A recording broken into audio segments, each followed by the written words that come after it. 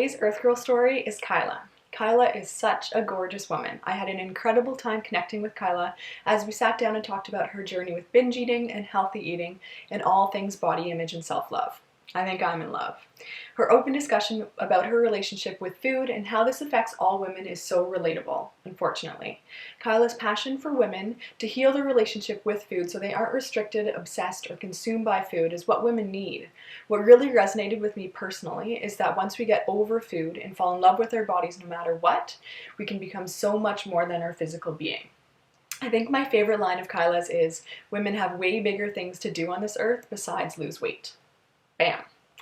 Kyla has fallen in love with her world, and you better believe she's going to make you fall in love with yourself. This Earth Girl story interview will change the way you think about body, beauty, food, and feminine power. I can't wait for you to be inspired by Kyla's story and empowered by her words to feel good about yourself. Everyone has a story, ladies. Earth Girls, join our sisterhood of perfectly imperfect women, because by being imperfect, we are more than perfect. We are powerfully passionate. Check out the written Earth Girl story on my website and be sure to connect with us on Instagram. Our profile names are below with what you thought, and share this out with any other fellow Earth Girls. Without further ado, introducing Kyla's Earth Girl story. Okay. So hi Kyla, how are you? Thank you. Good. Thanks for hopping on with me to talk about everything you've gone through in terms of your Earth Girl story. I know from your Instagram and everything, you talk a lot about relationships with food and binge eating and kind of recovering from that. Can you kind of expand a little bit more about where you're coming from and your story? Yes. So for probably about 4 years or so, I was struggling really deeply with body image and these very sort of like obsessive patterns with food and exercise. And this was it started really from like an interest in nutrition, like a genuine interest in nutrition, not about weight loss or anything. But then the more I learned, the more I started to sort of become afraid of certain foods and taking really everything to a very deep extreme. And also around that time, I was probably maybe 18 at the time, and I started to gain a little weight. I mean, probably like a few pounds, nothing more than that. But it just freaked me out. And I just took my nutrition interest and turned it into losing weight. Everything was about losing weight. But on the outside, I was very much giving the impression that like, oh, I can't eat these foods because all of these terrible toxic things in them, and I'm so healthy and I respect my body so much I won't eat them. But in reality, I hated my body. And it took me a long time to realize that I had a problem with food.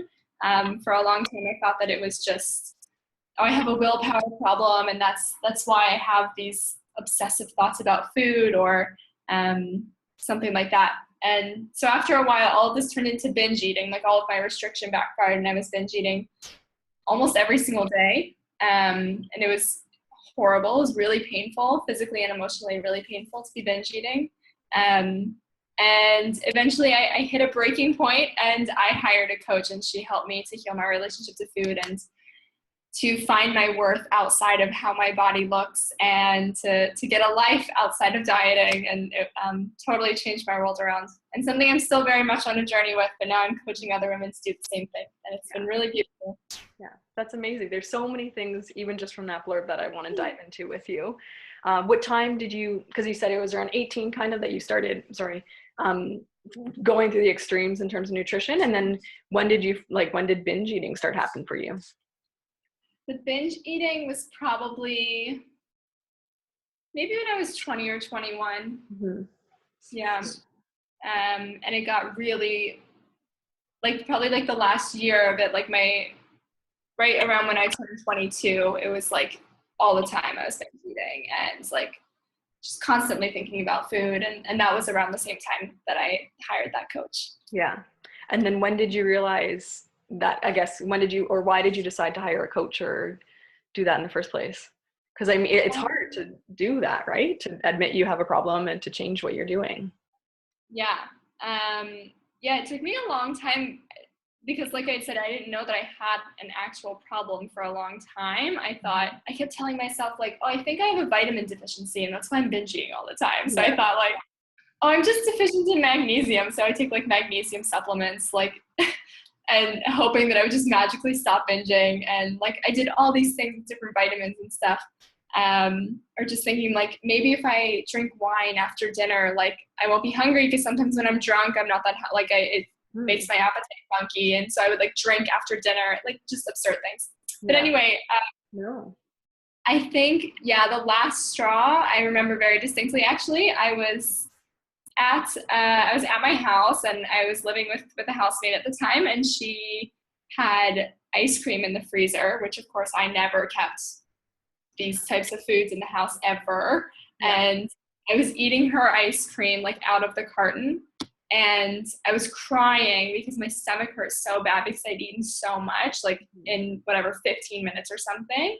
And I thought I was like maybe gonna throw up. Like I was really in so much pain physically, and I could not stop eating. Like I was just completely suppressing all of my hunger cues, my fullness cues, and I just broke down, and I knew like, I can't keep doing this. Like I was just miserable. Like I cannot keep binge eating every single night and running to food every time I have stress or sadness or anger, some kind of difficult emotion.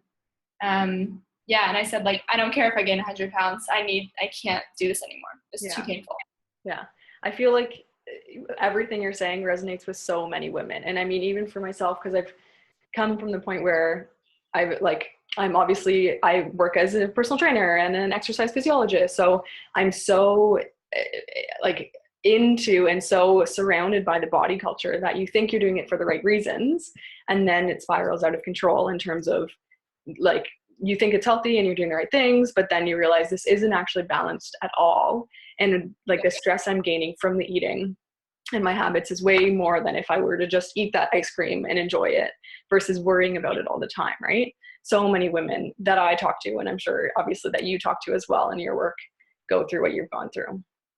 Yeah, and it's hard because like so much of our culture is so centered around like the behaviors of like avoiding ice cream at all costs is so praised and celebrated, of like, wow, you have so much willpower, you're so amazing. And like, if you're not eating ice cream because it makes you feel horrible physically, that's one thing. But like for weight loss, like why is that like the most impressive thing that a woman could ever do, is lose weight? Like there's so many bigger accomplishments that we can have.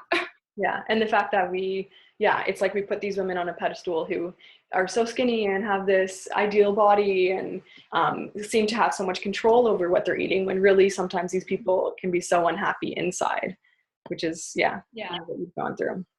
So what were the first steps that you took in terms of regaining control of what you were eating? Or because I mean, that must have been like, you had been doing this for years. It's so hard to change what you were doing. Yeah. The very first thing that my coach had me do was to cut out all rules and to eat whatever I wanted. And for a lot of coaches who teach intuitive eating, that's a lot of times the first step is to say like, eat whatever the hell you want. And a lot of women will quit right there because that's terrifying. It is terrifying. And a lot of us think like, well, if I'm not controlling exactly how much and what and when I eat, I'm just going to sit on the couch and eat Oreos all day. And like for a while, I was eating a lot of like foods that were really not supportive to my health a lot. Like I was buying a lot of cookies. I was buying a lot of jars of peanut butter and of almond butter and Nutella and things like that. But after a while, like that's the only way that you can teach your body to trust you, and that like there's not a famine right around the corner after every single binge. Because for years, that's what I taught my body, was that like, I'm going to eat this incredible amount of food, and then tomorrow I'm starting over on my diet. And like tomorrow I won't eat any more sugar, tomorrow no more gluten, all of these things. But I had to teach my body that like, no, we get to eat Oreos whenever. Anytime I want them, I'm allowed to have them. And then eventually your body says like, okay, well, if we can eat these anytime, like I don't want Oreos for breakfast. Like I want something that's going to feel good. So let's eat Oreos for when I'm really craving them. And eventually you realize like Oreos aren't even like that amazing. Like they're good, they're fine, but like, no, I don't want to eat them every single day. But you never get to really learn those things unless you give yourself the permission to eat them. Yeah, absolutely. did you, when you were doing this exploring right after and trying all the foods, did you gain weight and everything? Yeah. How did you? I was never really, it's weird because I was never really one for like weighing myself on a scale much, even when I was doing all the restricted stuff. And I think part of that was coming from like this pompous attitude of like, oh, I don't care about the number on the scale. I just want to be healthy. I just want to eat all these healthy foods, which is fine. But it, again, was definitely for me not coming from an actual healthy mindset. So I don't know what the numbers really looked like. I know for sure that, you know, I'm not working out nearly as much as I used to, not nearly as hard or as often. And I think my body has changed. I might be a little bit softer in some areas. But my weight gain was not noticeable. I wouldn't say it was noticeable. Yeah. And that's the thing, like for every woman, it's so different. Like some people won't gain weight at all. Some women might. A lot of women lose weight because they're not binge eating every day. Yeah, and like you just, that's maybe the hardest part because this all the food stuff stems from body image and just trusting that like you have the tools to be able to love yourself no matter what your body is going to look like after all of this. And like your body is going to continue changing for the rest of your life. Like we don't have this control over our bodies that we think we do. We think that like, if I just eat this way and do these exercises, then like my abs will look like this. And like most women don't have abs. Like that's actually not healthy for a lot of women. Like, and people just don't know that because that's the only thing we're exposed to. Yeah. And we like we said, we idolize that. So we all want it, not realizing the sacrifices we're having to get there. Right. Yes. Yeah. Yeah. It's hard though. Cause I think the part where you said it's terrifying, and absolutely. I mean, for women for so long, it's like we have these set of rules in terms of what we're eating and how we're working out and everything to control how we're looking. But in terms of giving that up, do you find it's hard for a lot of women to try just trusting their body and learning how to nourish their body and to give it what they want? Or how do most women respond to that? Or how did you respond to that going through it? I think, was it easier or harder than you thought? Definitely harder. Harder? Yeah. Okay. And I think there's a lot of pressure, I think, going through this process because there's so much talk about like loving your body and like love yourself no matter what type of thing. And that's all great. And I hope that all women like one day will love their bodies. Yes. But I think a huge part of it is just learning to find worth outside of what your body looks like. And a lot of women have no idea what that would be because they've never thought about it. And again, it's no one's fault. It's just that like we have been taught and given all these ideas from the media and all these things that like thin women are healthy and happy and beautiful, and not thin women are not healthy and they're not happy, they're not beautiful. And yeah, I think it's a big process of exploring. It's a lot of experimenting. That's the biggest thing. A lot of experimenting with like, what would it be like accepting the idea of like, maybe this is what my body looks like and this is the weight that I'm supposed to be at and this is my normal for me, and finding other things in your life that can bring you joy besides trying to control what your body looks like, which again, as I said, is not something is something we can only do to an extent. Yeah. And even still, it's not going to change anything about how happy we are. Yeah. So yeah, it took a lot of time for me to figure out things in my life to do and to explore besides like obsessing over what time I was going to eat that day. And I hear that from a lot of women actually, that like once they stop obsessing over this stuff and like they become bored because they don't know what else to do. Yeah. Which is like a good problem to have, but it takes time to figure out like, how do I want to redefine value and redefine success, redefine beauty for myself? Because that's the thing, that's the hard part. I mean, the eating and the controlling eating is the easiest part. I think once you are giving away all those rules, that would be so hard. Because for me, I mean, I think I am guilty of like, when am I eating my next meal, or what am I gonna, like, I plan everything out and have it all organized and structured, and it's exhausting. And I think a lot of women had that, and it's so hard to to give that up and to explore just doing what your body feels like it wants to do. And it's the fact that I'm like, how could Oreos never not taste good? Some women would be like, that's the thing. It's like you would want to eat all of the Oreos all of the time. But the fact that once your body learns to not do it, it's pretty amazing, because I'm sure you want to crave the better foods for your body. Yeah. And a lot of women like don't realize that like, oh, they say I would only eat Oreos all the time. And I tell them like, well, if that's what you're doing, then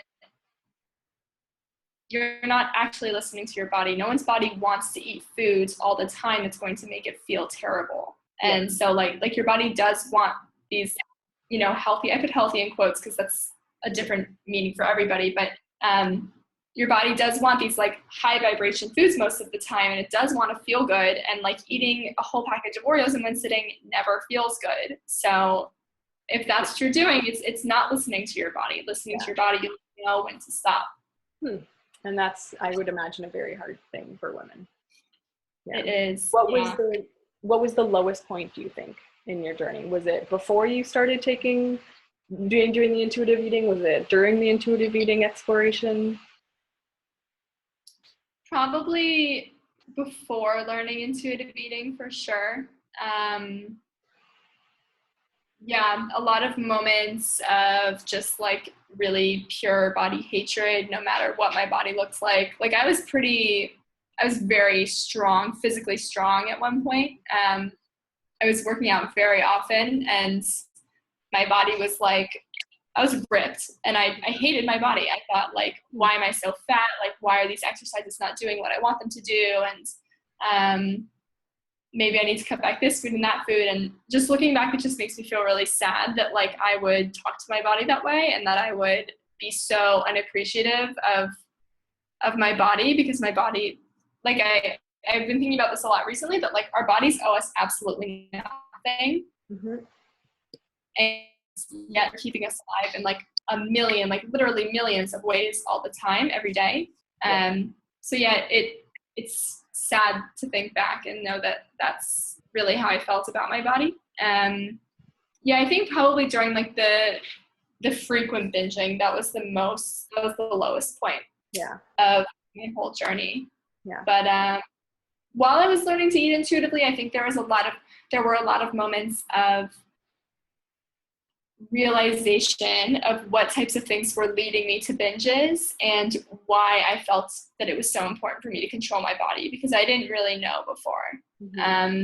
And so even though it was emotionally painful to make these realizations, it was really amazing to see that like I'm trying to control my body because I don't think that, at the time, I didn't think that my personality was worth anything. I thought I had like, why would anyone want to get to know me? Well, they don't, because I'm horrible for all these reasons. And so if I can at least look incredible, then people will be jealous of me. And if that's the best I can do, that's the best I can do. Great. And like that was the subconscious thought in my head for years. And it took me so long to dig that up, but it was very worthwhile once I did. Yeah.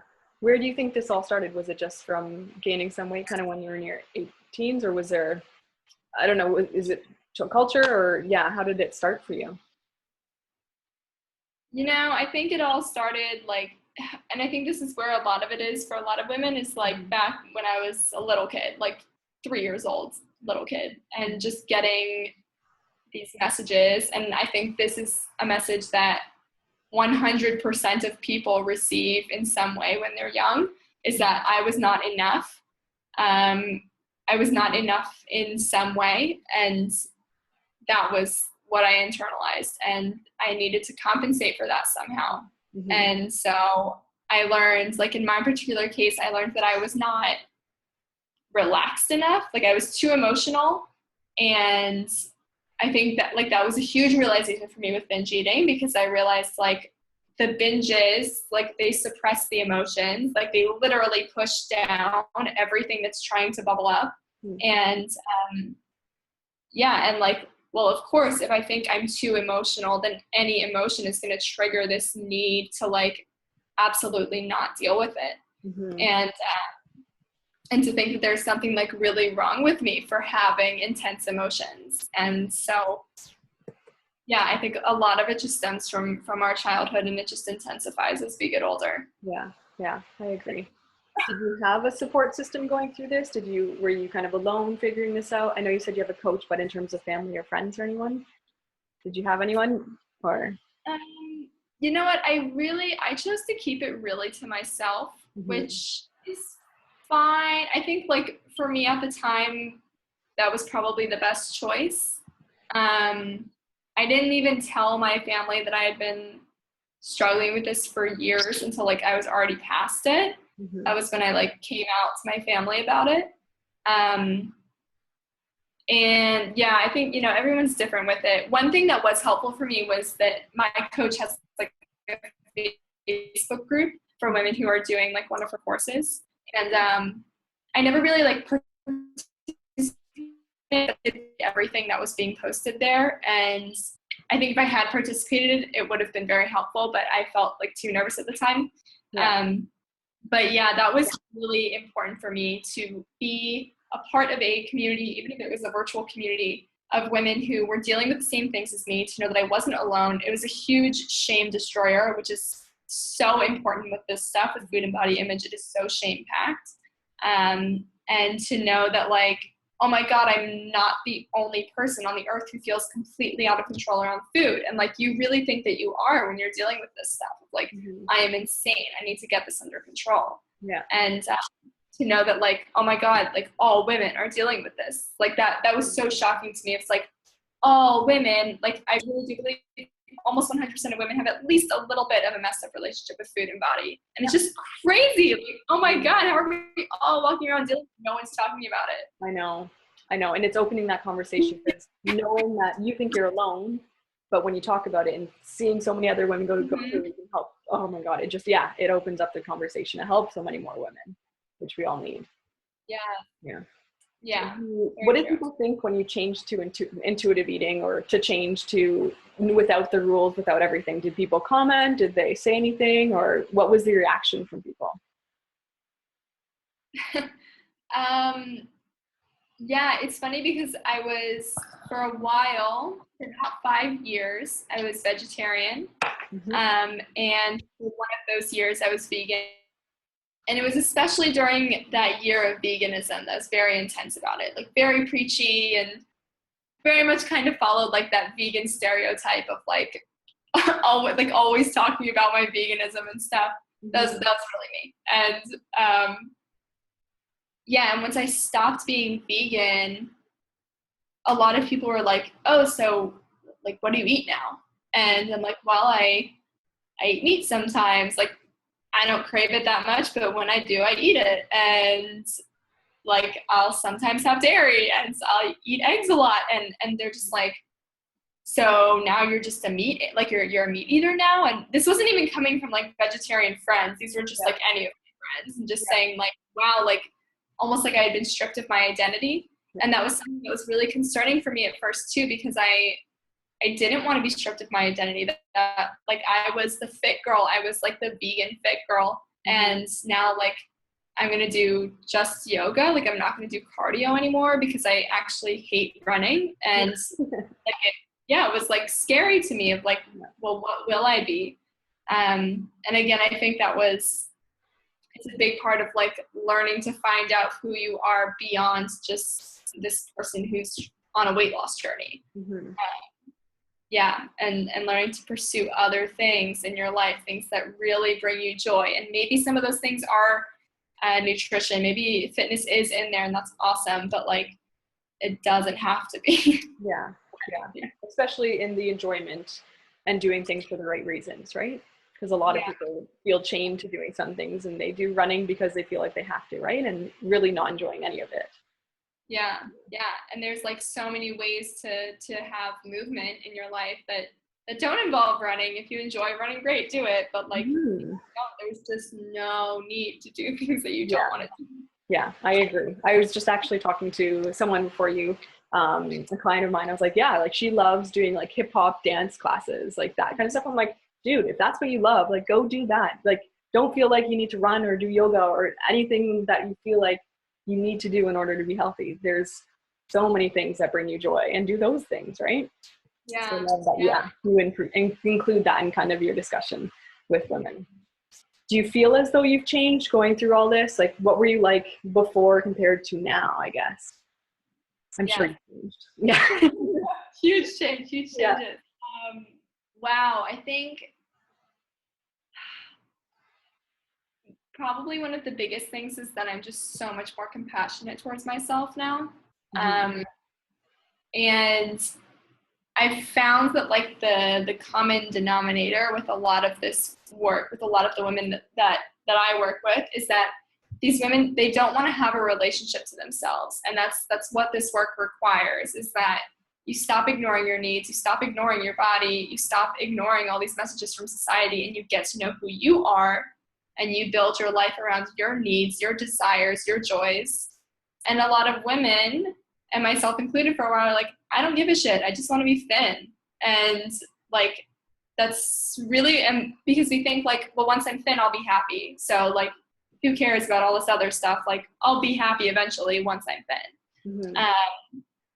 And yeah, so I think now like I'm just so much more in tune with my emotions and at peace with the fact that like I am a very emotional, sensitive person, and I need to take care of myself, and I can't just ignore this part of who I am, and I can't be ashamed of it. And now I'm like very proud of that sensitive, empathetic side of myself, and just being really like in love with who I am, and loving towards my body, which doesn't mean that I think it's like the most beautiful body that ever lives, but that like it deserves love because it's mine, and like this is the only body I'm ever gonna have. So like, why am I wasting my life hating it when I could be out there doing amazing things and just doing it within this body, not caring what it looks like as long as I feel good. Mm-hmm. Yeah, that is powerful. So powerful. And you seem to radiate it. Like you radiate love and compassion and doing the things that light you up, and like eating and caring about yourself. And that's something that like was what drew me to you in the first place, is just how you live your life with love and really believe in what you're doing. And it's so nice, and it's refreshing to see. And I wish so many more women could get in touch with you because they need you in their life. So yeah, thank you. Also, what you're doing, just like that, I saw that you had shared all these stories of all these women who are going through these struggles, and like, again, with the shame thing, it's like we all think we're so alone in this, and like we are not. Oh my God, we are all struggling with things all the time, and like, and especially like that you had done this through social media is so important, because social media is it's an amazing but also very challenging environment of like, here's my highlight reel, and in reality it's like you have no idea what I'm dealing with these days. Yeah. Oh, absolutely. And that's the thing that's sometimes interesting now that the Instagram stories has come out, where I'm like, whoa, that's the behind the scenes of like, and not that it's a bad thing, and I love seeing the behind the scenes. It's just when that's the thing, people give this very curated, like perfected profile, and then you see their stories and you're like, wow, they're just another human being that go through very similar things. So yeah, I think we need a little bit less perfection in everyone's lives, because it's such a hard comparison to make. It is. Yeah. What do you wish you had known before all of this? Like, if you could go back in time and tell yourself something before all this started, what would it be?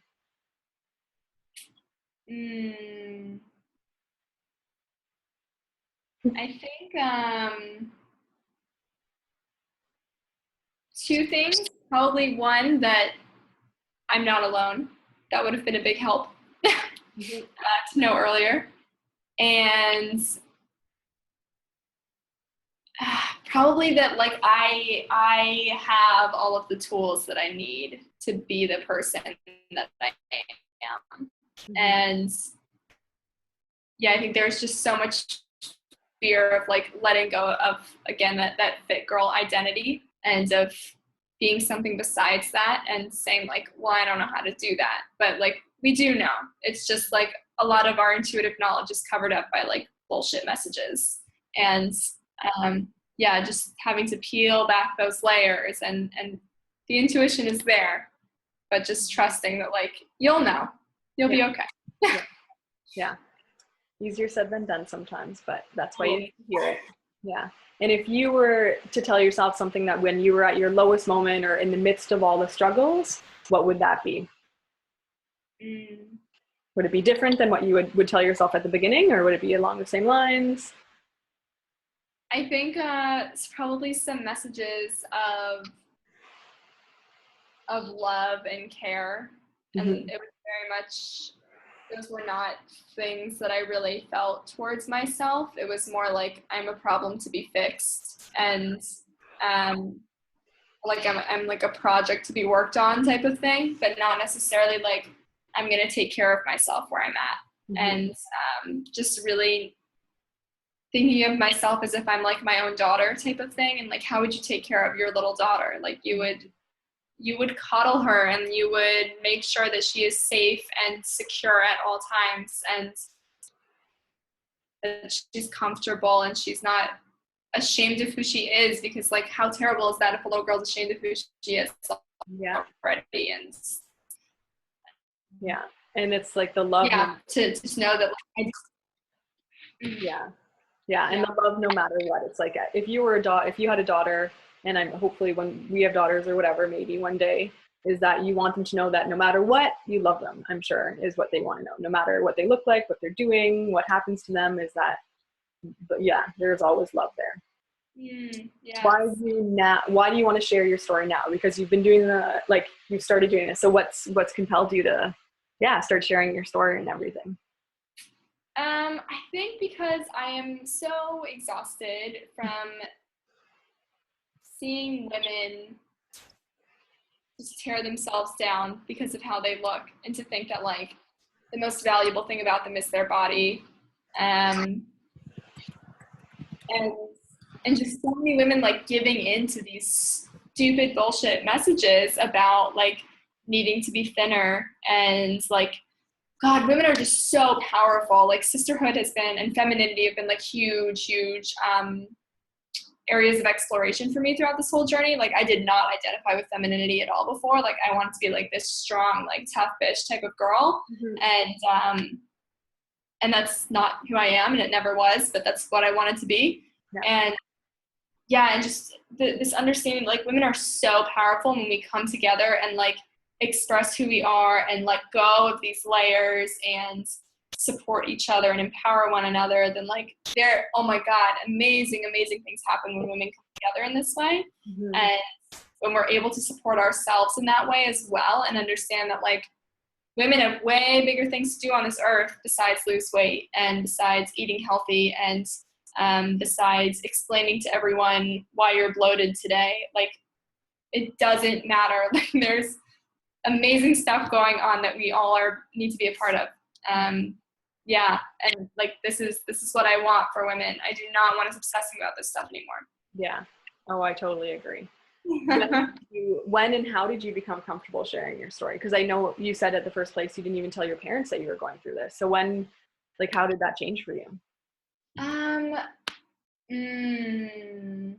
Probably, so I worked with my coach for 6 months, and at the end of those 6 months, I told her, like, I'm feeling pretty good about where I'm at. I think I want to tell, like, my parents and my siblings, and she was very much like, you know, if you think this is a good time for it, then do it, and if not, you don't need to. And I did tell them, and it was fine, like, they were supportive and everything. But as far as sharing it, like, in a more public sense, I guess once I had gotten my coaching stuff started, I remember posting about it on Facebook for the first time, and I got a lot of outreach and support from people, which is awesome. But I felt really nervous of thinking, like, oh God, is this like, I don't want people to think this is some cliche, like, cry for help type of thing of like, someone please tell me I'm beautiful because I've spent so long not believing it type of thing. Like I really didn't want it to sound like that. And I had a lot of hesitations. And I mean, I still have hesitations all the time about stuff, but I think like the more that I've done it and the more feedback I've gotten, especially from women saying like, I didn't even know this was something that like, that I struggled with, but like, it turns out I do have bad feelings about my body, and I do connect my self-worth to how I've eaten that day a lot. And just thank you for bringing that to my attention. And yeah, the more I've noticed that like this is needed, and like these voices of women who are saying no to all of these things that we have been told are true that aren't. Like it's needed in the world. So I feel much more comfortable about it now. Mm-hmm. Yeah. Good. Because what you need to say is needed for sure.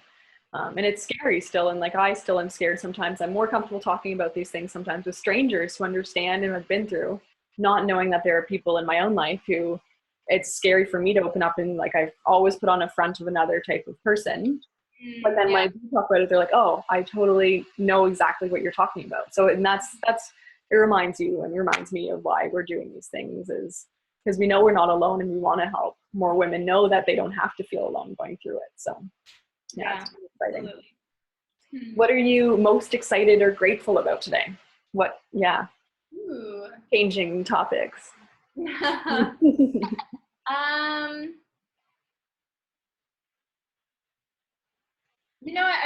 been thinking, I think, I like mentioned this earlier. I'm just feeling super grateful for the fact that I'm healthy and that I have a body that works. And I injured my back a couple months ago, and like I fell and I hit my back really, really hard, and I like couldn't walk for a few days. And I remember sitting in bed for those few days thinking like, oh my God, I can't believe I ever spent time like obsessing about like the chub on my stomach when some people can't walk. And like right now I can't walk, and like who knows like I didn't know what was wrong with my back, or like how long I was going to be that way, or if I like permanently injured something. And just the past few days I've been really thinking a lot about how like our bodies are just so amazing, and it's incredible. It is so miraculous that like we wake up, that so many of us wake up every single day and everything works when there are millions of opportunities for things to go wrong all the time. And like, just so blessed. Yeah. Oh, absolutely. You know how fragile health is when something goes wrong, and then it puts everything in perspective sometimes, right? Absolutely. Scary. Yeah. When are you happiest nowadays? When am I happiest? I'm happiest when I take really good care of myself. When I'm taking time to be alone. I'm very introverted. I get really exhausted by social situations. So when I'm taking time to be alone, to journal, to move, and do things that are supportive to my mental health, I feel really, really happy on those days. And I feel super happy after talking to clients and hearing them say things like, it feels so good to just be able to talk to someone about this, because again, like we feel so alone in it. And to know that I'm providing an outlet for women who have been silenced because there's a problem in their life, and like we don't need to be ashamed about it. Yeah. All those things are very happy provoking. Yeah. Name one woman who has inspired you. Ooh. Oh no. God, there's so many. I know. That's the wonderful thing about women. Yes. Yeah. Yes. Let me see if I can, you know what, I'll say my sisters. This is two people, but my two sisters, they're such powerhouses. Like, they're just unstoppable. My older sister especially has had like a very, very difficult past few years, like more difficult than most people have to deal with in their entire lives. And she's just been like the truest example of resiliency, and she's just like fighting back time and time again. And she's been taking so many risks recently in her life, like huge, huge risks. And that is it was not her personality beforehand. And she's really like taken all these tough things in her life and really just come back 200%. And my little sister as well is like unbelievably intelligent, and she's so educated and so vibrant. And she's only 21, but she just does not let that hold her back. Like she's going places, and it's amazing. And I'm just so happy to be their sister. Yeah. Oh, that's so funny. I have two older sisters, so I'm a family of 3 girls too. I love the sisters. What's your definition of perfectly imperfect? Ooh, perfectly imperfect. I think that, yeah, that we are all struggling, and some of us struggle more than others. Some of us go through longer times of struggle than other people, but we are all struggling.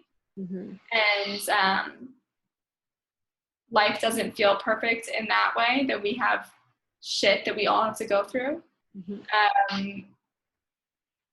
But that, like, it, when you look ahead and you think, like, okay, one day this won't be here, and, like, yes, all things are temporary, but, like, there will be something else. Like, tough days keep happening no matter what. Mm-hmm.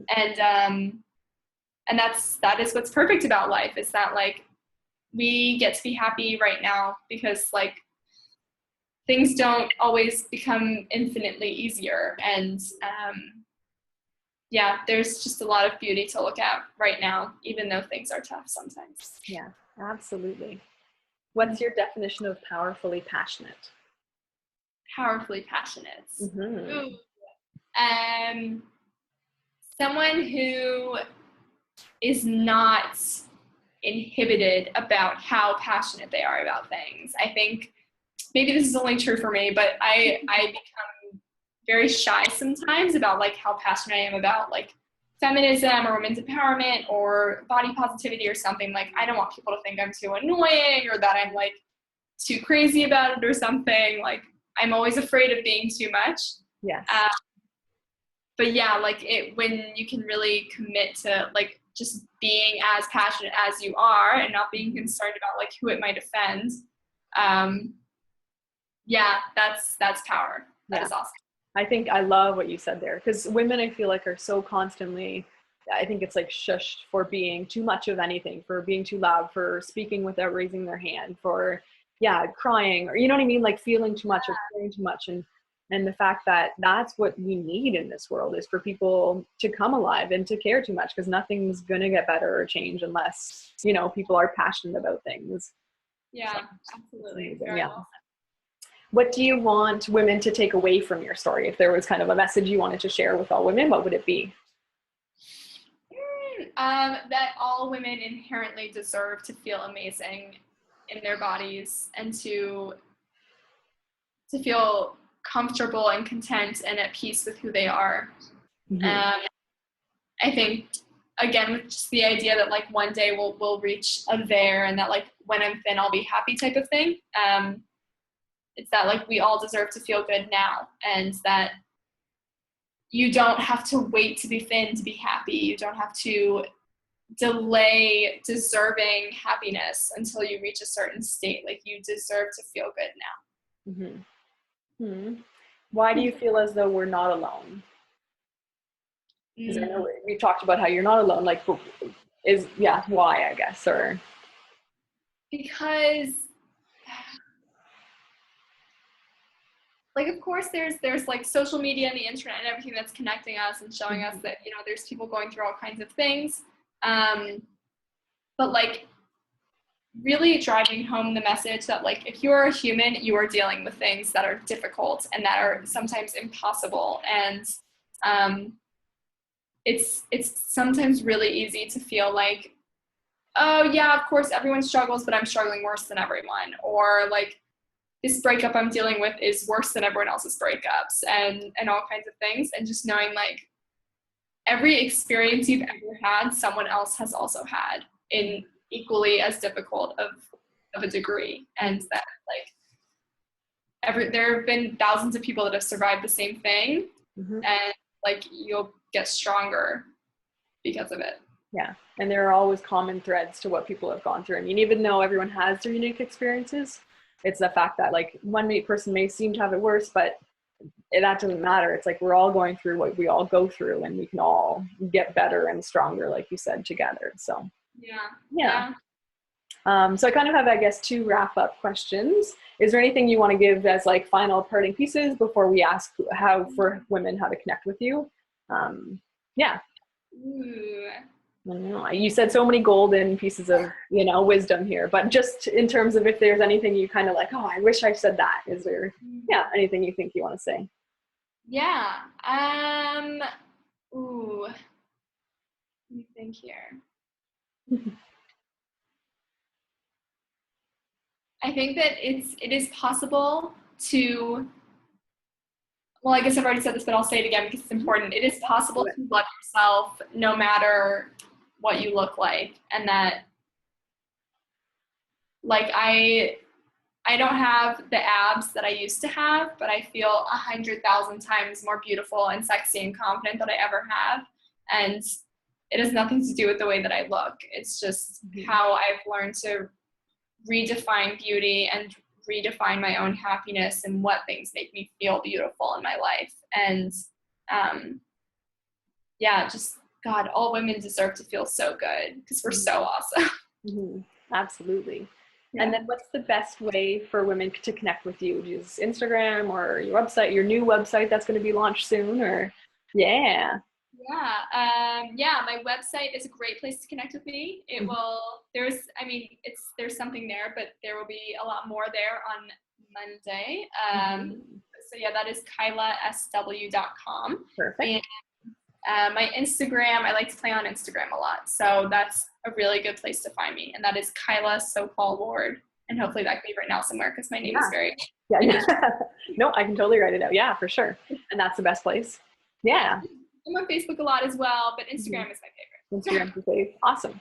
Cool. Well, I want to thank you in terms of everything you're doing. And I mean, I know everything you've been through hasn't been easy, but the fact that what you've been through has turned you into the person you are is the person that we need to be in the world. And the fact that what you've said in terms of women loving themselves and trusting their bodies and doing things from a place of love and nourishment and caring about everything is so insanely powerful. And I want as many women to hear everything that you need to say as can be. So I'm really looking forward to sharing this with and everything that we've talked about with women out there today. Yes, thank you so much. You're welcome. And for what you're doing is so amazing to bring together all these other stories and have them all come together is really so powerful. Yeah, thank you. So if there's anyone you know who has anything to share when they're ready, of course, it's always timing. And there's already people I can think of that I want to connect with you. So good.